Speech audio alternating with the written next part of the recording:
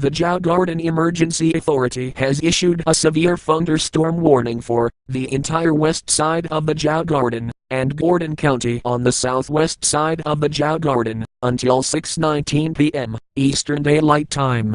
At 4:23 p.m. Eastern Daylight Time, National Weather Service Doppler radar indicated a severe thunderstorm capable of producing penny-size hail and destructive winds in excess of 70 miles per hour.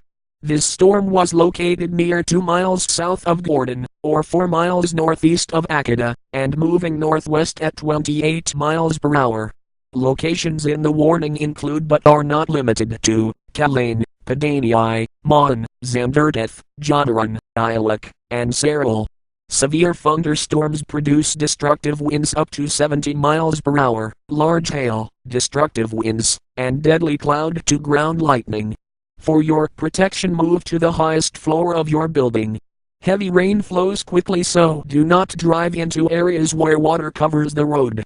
Please report severe weather information to 911. Your report will be relayed to the National Weather Service. A severe thunderstorm watch remains in effect until 2 a.m. Eastern Daylight Time for the west and southwest sides of the Djougarden.